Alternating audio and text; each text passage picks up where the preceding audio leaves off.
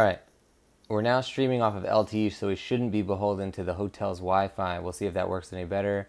I'll go back to the beginning of the chapter because it's been a freak show here on the internet. You probably got cut out like more than 5 times on today's show. I do apologize for that, guys, but we're going to go back to the beginning of the chapter, and we're going to start from there. Kiki's in here, Ezra Tundra, Jen, thank you guys for sticking around. Anybody else who's still in here, sound off in the comments section so I know you're here. And let's read some more Assassin's Creed Origins. My channel is called The Voice of Nick. I play video games live 3 times a day, but that doesn't apply this week because I am on vacation in Orlando, Florida. So we got live readings, IRL streams, talk shows, live streams from Universal, live streams from Disney. Definitely make sure you join along for that stuff, guys. Hit that follow button if you want to see more. A lot of stuff on here. Not So Sorry Ari is in here. Welcome, Not So Sorry Ari, to the stream. Sorry to everybody again for the issues with the hotel Wi-Fi, but we're going off LTE instead now, so we'll see how that goes. Jen saying, I love listening to this. I'm glad. I love reading it. It's a good book so far. I'm enjoying it. Again, we're in the years before, leading up to the events of Assassin's Creed Origins, so we're sort of learning a little bit about the storyline as it leads into the game. Even though we're 70 hours into the game now, we get to go back and see what it was like for the characters before that. So hopefully you guys are enjoying it. If you guys are interested in supporting the stream, then consider subscribing. You can get a whole bunch of stuff for subscribing, including the Voice of Nick emote, legendary status in the chat and Discord, 200 meatballs, higher chance to win in the heist minigames, and ad-free streams. So thank you to everyone who subscribes and supports the streams. These are all out of my pocket. They're not related to any of the stuff that I do for work. They're not supported by any of the stuff I do for work or affiliated in any way. So anyone who does support the stream by subscribing is directly helping the show to get better. So thank you, all of you guys. Kiki posting that welcome sub Discord messages. Thank you, Kiki, for that stuff. And let's get back into it. Let's start reading more Assassin's Creed. Hopefully it'll be a lot more stable this time. Please report any drop frames as you see them. Here we go. Chapter 5. My father was the man who had defeated the tomb robber Mena. Only the gods knew how much that particular fact was drummed into me. By everyone in the village, constantly. Who was Mena? Good question. Some said that there was no such man, that Mena was in fact several people, or simply the name of a highly organized gang of men who maintained the illusion of a sinister figurehead in order to spread fear. Others said that Mena was indeed a living, breathing, flesh and blood person, but not in fact an active member of his own gang. They said that he was a man grown fat and rich from the work of his minions, and that he had controlled his operation without once leaving the courtyards of his palatial home in Alexandria. The most persistent rumor, and the one we talked of most on the streets of Siwa growing up, was that Mena was real, and that he ruled over his gang with such a potent mix of fear and the promise of great riches in store. They said his teeth were taken from his victims, wired together, painted black, and sharpened, and that they performed their job of inspiring fear in all who set eyes upon him admirably. That he was cruel and ruthless and worshipped no god but money. They said he would kill those he could not bribe and anyone who defied him. He would kill them, and he would kill their families and hang their entrails in trees and their skinned corpses in public squares as a warning to those who defied him. Holy crap, guys. They said he was a demon sent by the gods to punish the wicked, torment the innocent. That's how evil he was. Whatever the truth, Mena and his gang had stayed several steps ahead of the soldiers who were constantly in pursuit. Every now and then one of his men would be captured, tortured, and burned alive in retribution, so that his body would be denied the journey into the afterlife, desecrated, just as he himself had desecrated so many burial grounds. Not that it stopped them.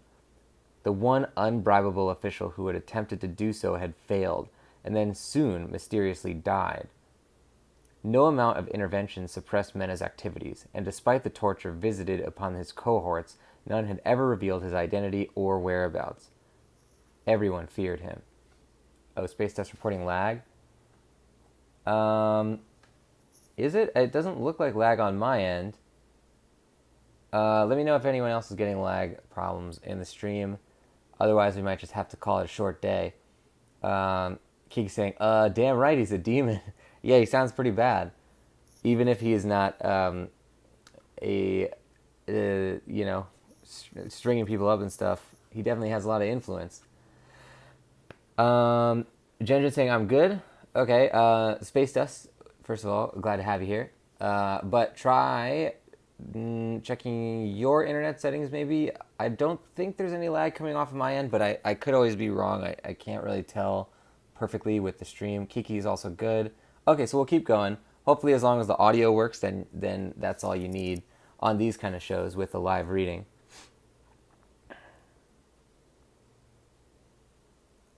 No amount of intervention suppressed Mena's activities, and despite the torture visited upon his cohorts, none had ever revealed his identity or whereabouts. Everyone feared him. Okay, I saw a lag right there, but I think we're good. I was much smaller, perhaps just 10 years old, when Mena and his men were most active. When I first became aware of them, they were little more than a story, a fable. They existed purely as a topic of conversation between my mother and father, and thus in my imagination late at night, when I lay in bed trying to sleep.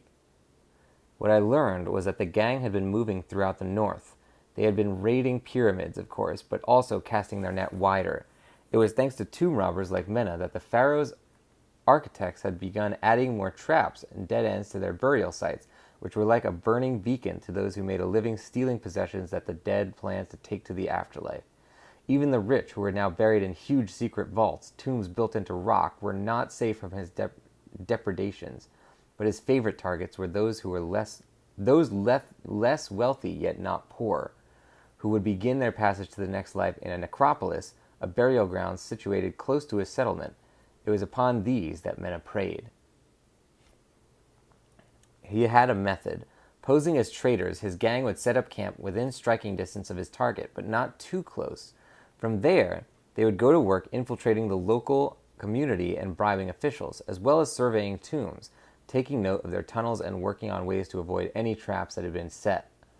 His methods would change depending on the nature of the burial ground, but he was in the habit of breaking into tombs and simply taking everything away. That way, the thieves could just disappear quickly and sort out the gold from the gimcrack later. Gimcrack? I don't know the word gimcrack. Is it on my dictionary? Flimsy or poorly made but deceptively attractive. That's what gimcrack means. Okay, guys, we're learning. That way, the thieves could just disappear quickly and sort out the gold from the gimcrack later, in the safety of their lairs. All of which, of course, had brought him to the attention of my father, who, as Siwa's protector, the town Maketi, had made it his business to know when Mena and his gang were close.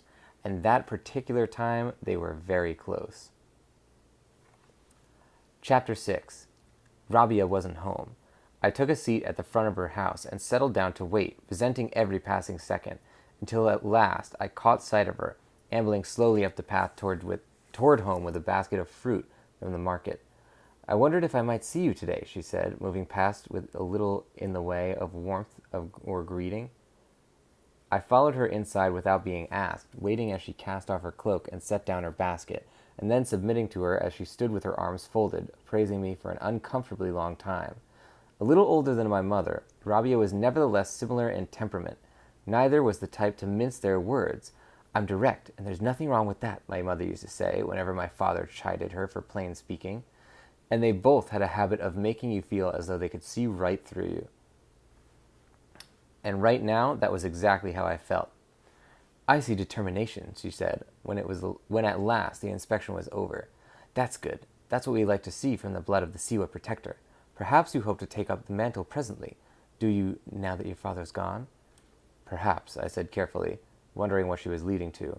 How close were you to doing so, do you think? She asked. Her face was unreadable, eyes slightly hooded. I have learned a great deal from him about the art of survival in combat. Survival, she said. Didn't you learn that from the Nubian? Oh, Jen saying you guys should check out my friend's book. It's called Crick by Carl Beer. People have talents, but the mystery is how or why they have them.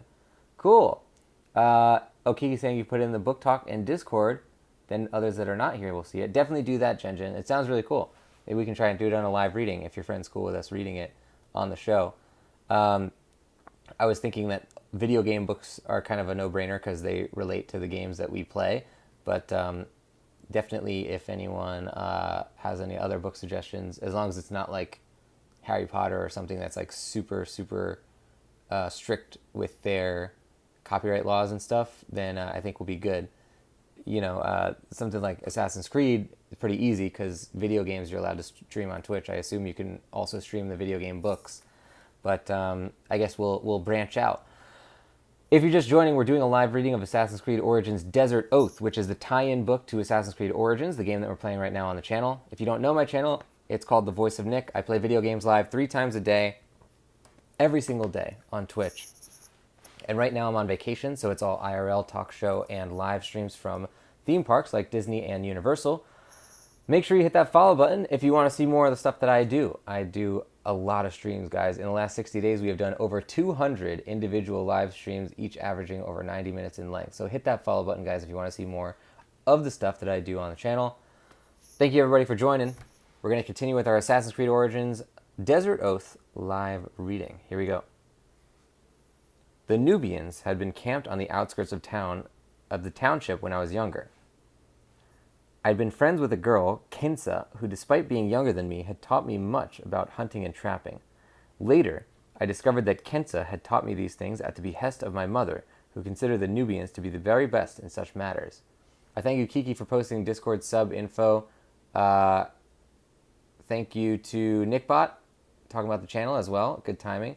Kiki saying, can we do the other AC books? Definitely. I would love to continue on to those ones if this goes well. And it seems, other than the internet issues, it seems to be a pretty fun thing to do. Hopefully you guys enjoy it as well. And we can sort of see where it goes from there. Yes, I told Rabia now. But when the Nubians left was when my father took over my training himself. Only he could tutor me in the ways of combat and protectorship. Of course, agreed Rabia. And how has your training progressed? She fixed her gaze on me, and I felt as if she were able to see inside my head and read my thoughts, because it was true that for some reason my training had proceeded slowly, my father seemingly reluctant at every turn. Rabia and my mother pushed and pushed for him to train me, yet each step was preceded by some variation of, "You're not ready yet, Bayek." Oh, so we're Bayek. Okay, good. Yes, I was aware that my training would take years. A lifetime, Bayek, was something else I heard a great deal. But even so, it felt to me as though from the age of 6, when my training began, until now, at 15, I had barely made any progress at all. And now it seemed Rabia thought the same. Tell me, she said, do you think that your training should have progressed further than it has? My head dropped. Yes, I admitted. Quite, she said, smiling. And why do you suppose your father hasn't taken you the full way? Why is your training so far from completion? I would dearly like to know, I told her. Is it something to do with my friendship with Aya? Friendship, she chuckled. That's a good one. Friendship? I've seen the two of you together like limplets on the hull of a boat. What chance enlightenment in the ways of custodianship when it has young love to contend with, eh? I felt my color, and Rabia grinned, which only increased my discomfort. If he made you think it was about your friendship with Aya, he was trying to hide the real reason. I know this. There was something else, and I am sure. Some other reason. Tell me, what do you remember of the night Mena struck? So it is something to do with Mena. Kiki saying, yes, I'm happy. I'm glad. Yeah, these books seem to be really cool. I like that it ties in with the AC series, and obviously since we're getting close to the end of the series, we want to have some more stuff to do. AC books could be a good way to expand our playthrough. My question first. What do you remember of that night? I looked at her. I had been only around 6 years old, but I still remembered every moment. The night of the intrusion was still, a quiet night. I'd been lying in bed straining to overhear my parents talk. My father had been informed of unfamiliar places appearing in town. Unfamiliar faces, rather, appearing in town. Places would be tough. Merchants, they said they were, but they traded precious little. He believed that these new faces were affiliated to the tomb robbers and that they'd set up camp somewhere in the desert outside the township, as was Mena's usual practice. To me, such information was priceless. With the rumors of Mena's coming, I was suddenly in great demand. My friends Hepzibah and Sennefer, but not Aya, who had yet to enter my life, badgered me for information on a daily basis. Was it true that Mena planned to march on Siwa with an army of tomb robbers? Was it true that the points of his sharpened teeth were tipped with poison? I enjoyed the attention. Being the Protector's son certainly had its advantages. Even so, mine was a fitful sleep. In my dream, I stood before rocks, looking into a cave, and inside I saw eyes gleaming, a flash of white teeth in the oppressive dark.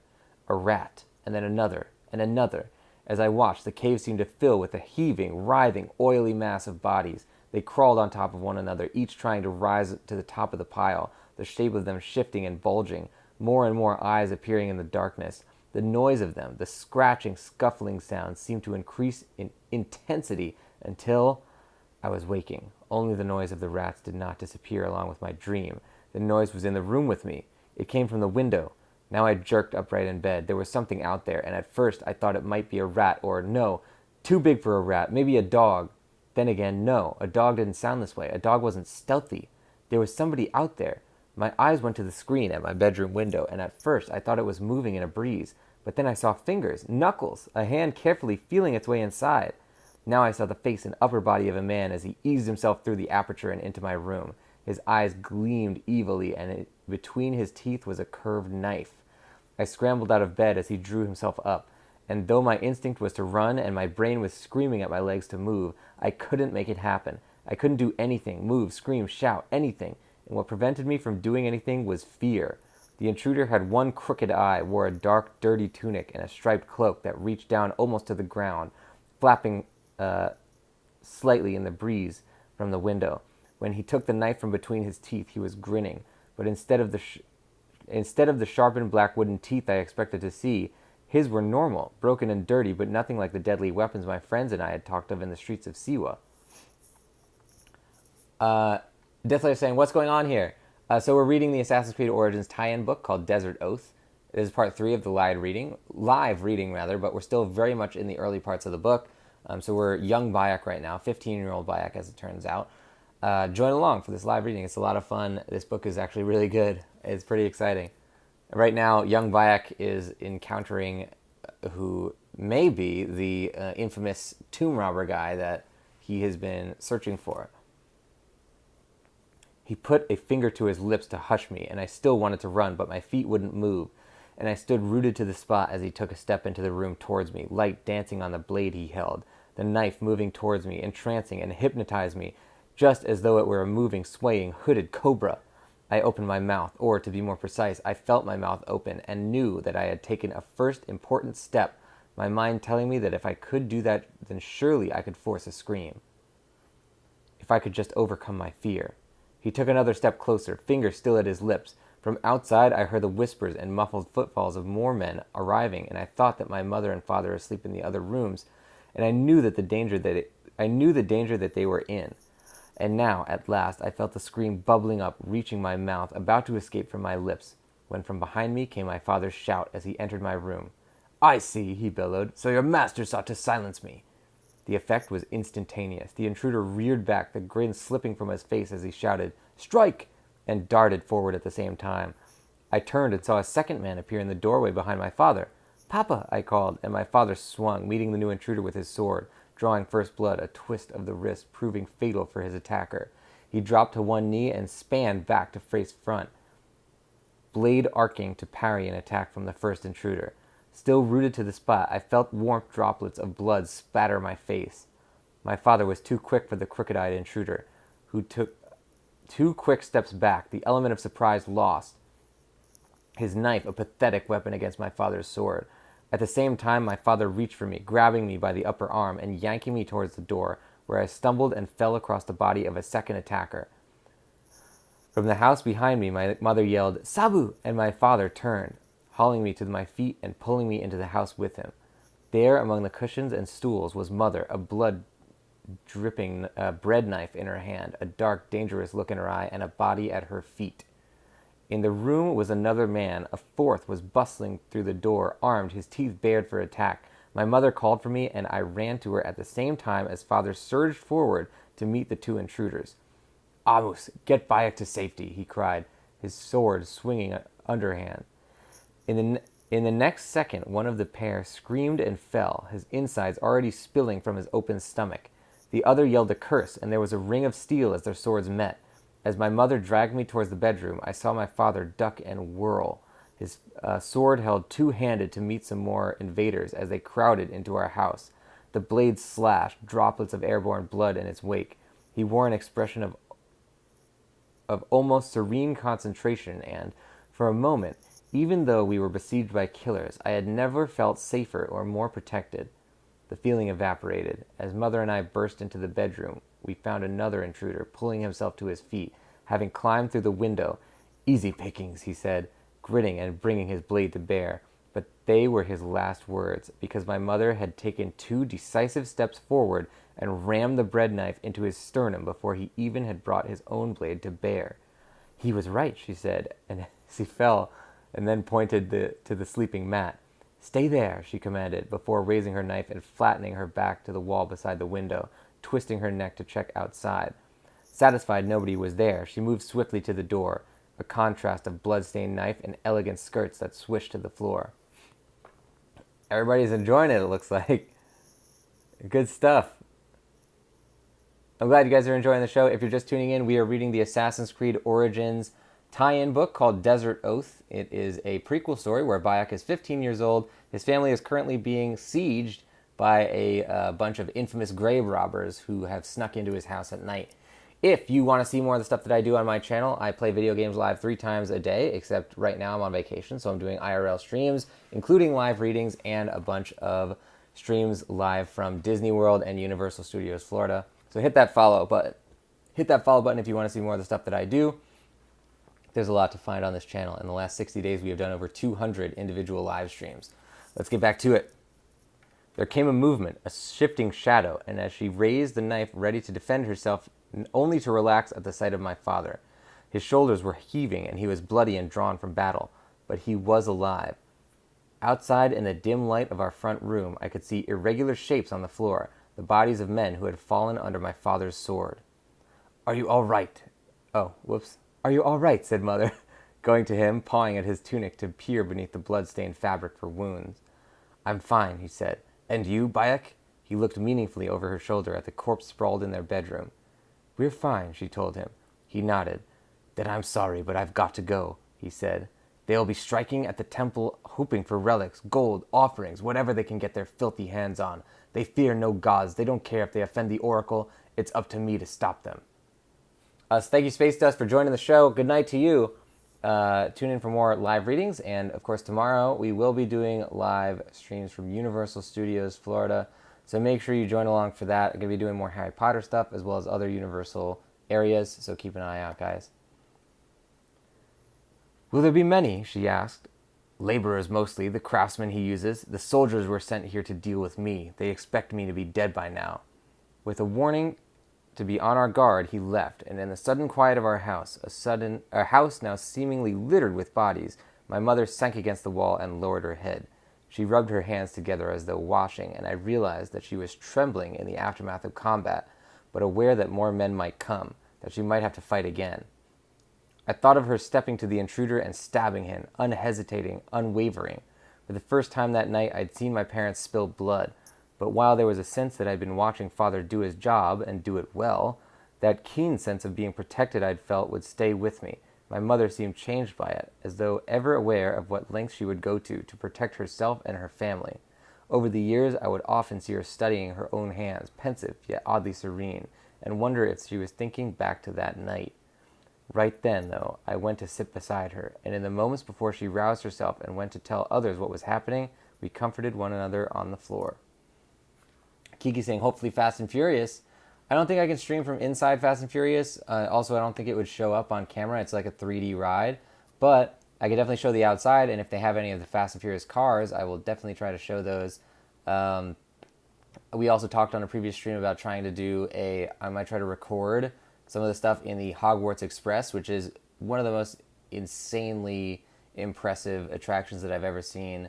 So I'm going to try to record that and then maybe do a stream once I bring the footage back to the hotel, assuming that the hotel Wi-Fi works at all.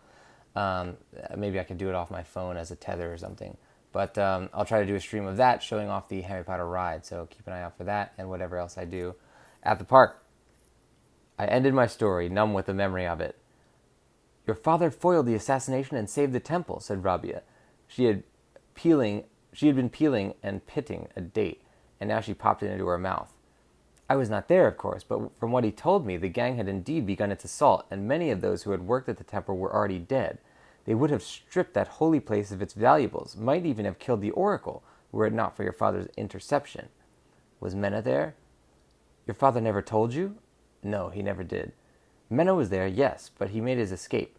Now Rabia looked thoughtful, as though considering before she next spoke. That night changed everything for your father, she said at last.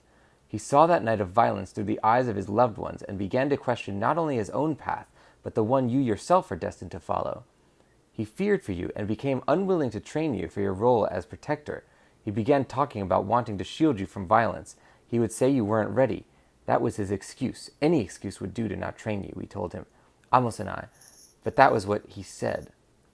I was always ready, wanted nothing more than to follow him. Oh, Kiki saying hopefully the demon love child will be there.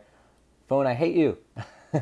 Which one is the demon love child in the movie? I remember you said it at one point, but it was like in the middle of when we were rating or something, so I couldn't see the answer. Is that the one that they put like Gatling guns on it or something? I'm not sure. Rabia raised an eyebrow, serious. She studied me for a moment, evaluating, with yet another of those piercing, all-knowing looks she managed so well. Really? And how did you show that desire? What action were you planning to take to reconcile these two lives of yours, this friendship with Aya and your future as Siwa's protector? What of her desire to Alexandria, to return to Alexandria? What steps have you taken to assure your father that you are the right person to follow him into protectorship? That you would stay in Siwa, no matter what? I hoped. You hoped? She gave a full-throated laugh. Not enough. What else? I shifted my weight, recognizing a battle that did not involve a fist or weapon. I had been a devoted son. She rolled her eyes and sniffed at me. That answer did not pass muster. Not good enough. What else? I shook my head. I might ask, what has he done to see that I'm right for Siwa? He's full of doubts, Bayek, she said, stern and remote. Doubts about you, doubts about himself, about the way the blade and the life supposedly mapped out for you. He needs convincing. After all, are you sure you want to follow in his footsteps?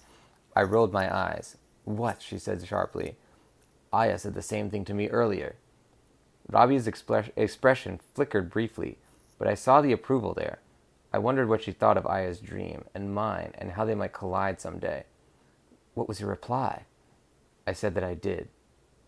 Ah, but that was then, when your father remained in Siwa. What about now? What if Aya leaves for Alexandria? What if Aya leaves for Alexandria remained yet unsaid. I mean it now as I did then. My voice was certain, my back straight and my gaze steady. It was no longer a child's dream. I could think of nothing else to do with my life. He needed to see that. Perhaps then he could have changed his mind. She shook her head in exasperation and said something I'd heard my mother say before as well. Perhaps what you both needed was your heads knocking together. I put a fist to my chest. Then he failed to see what was in here. Perhaps he saw too much, said Rabia simply. That was not the answer I'd been expecting, and I was thrown off balance. Had it been combat, the victory would have been Rabia's right then and there, but I was used to discussing with Aya, arguing history and philosophy when she shared some of her studies with me. What do you mean? Doubts, doubts, she repeated, evading. Perhaps what he saw was too important to him. Perhaps that's the reason he could not see the lion heart inside. I looked at her simply. But you can? She nodded.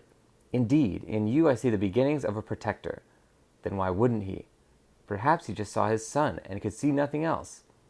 Why did he leave? I asked, changing the subject. Maybe an ambush would work now. Did it have something to do with Menna?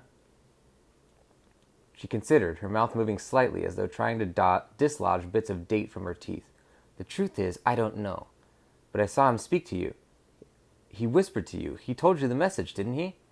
She shook her head, her frustration gleaming through. He did not. He merely said it was too dangerous for me to know.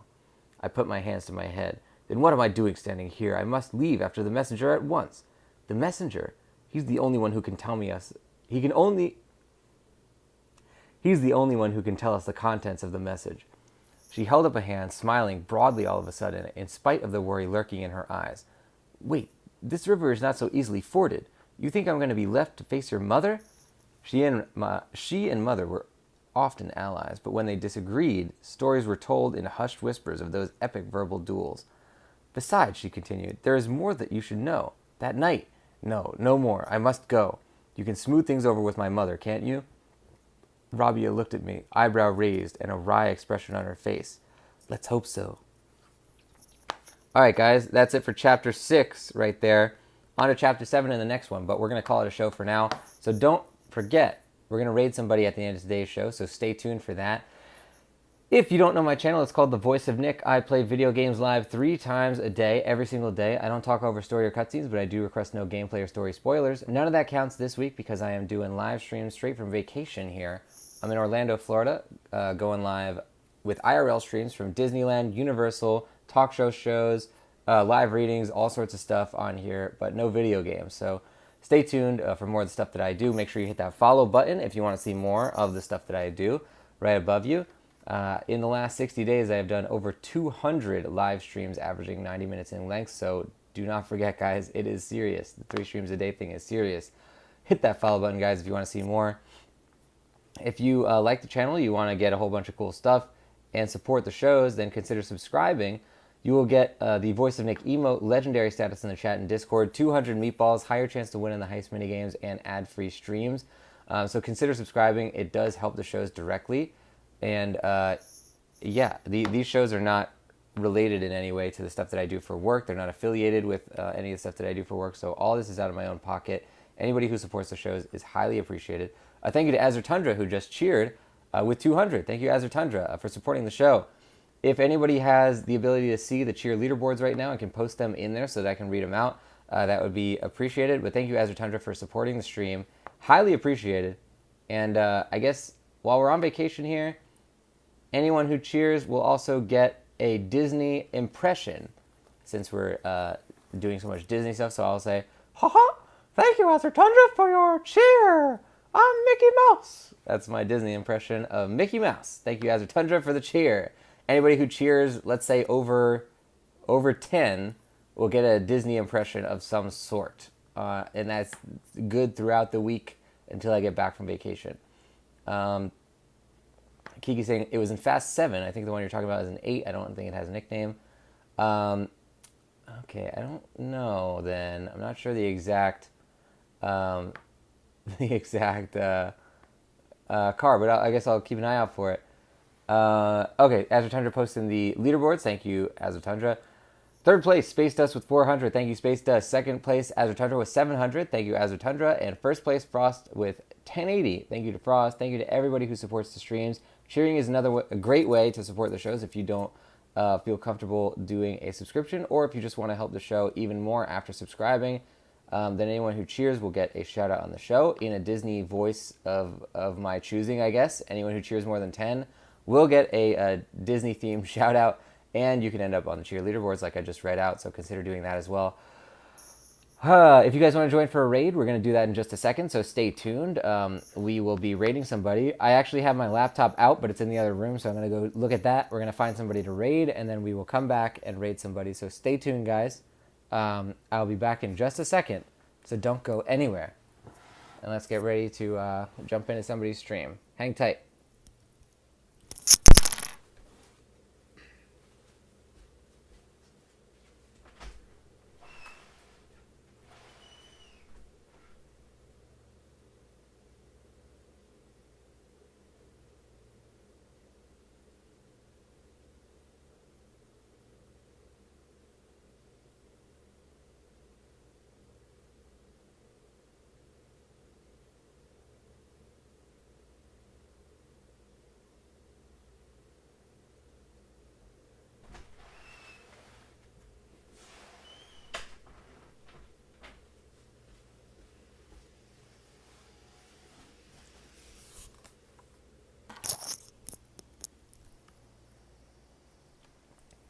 I'm back, and I have my laptop here. We'll see if we can find a person to raid. Let's see. Who is playing? What are the other AC games that we could do here? It's kind of tough to find AC games being played, but we'll give it a shot. So let's see here.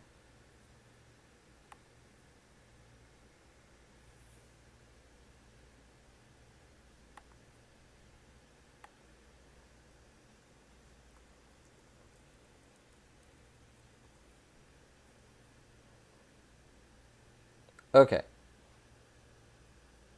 Let's raid this person who is playing Assassin's Creed 4 Black Flag, and the name is Haman Kutta. Haman Kutta, so we're going to raid this person who's playing that game. Unfortunately, Kiki, nobody really seems to be playing Syndicate. There's a couple of... It basically, like, ranks, you know, which game is, like, most played, and then it goes down from there. It's almost always AC4 besides Origins. So hopefully once we finish Origins, then we'll be able to raid people who are playing Origins. But for now, we will do another AC4 stream. So let's join for that. I don't know if it's their first time playing through, but of course, let's be courteous about that and not spoil anything. We will. Don't forget to post the raid emote when you get in there. Post the Voice of Nick Love if you got it. Let this person know that you're coming from the Voice of Nick stream, and let's all have a good time in this raid. Thank you to everybody who joined. If it doesn't show the raid loading bar, then make sure that you stick around for about 30 seconds after we start the raid, which is now, and then you will be able to hit that join button when it shows the hosting message. Deathslayer is saying, I'm playing The Witcher 3 right now. Nice. I love The Witcher games. I have played all of them. I haven't finished 3, but I would love to do it on a stream. I'll probably... If I'm going to do it on a stream, I'd probably restart the entire series, so that'll be fun. But guys, I believe our raid is about to activate, so I will see you next time. Bye-bye, everybody. Thank you for watching.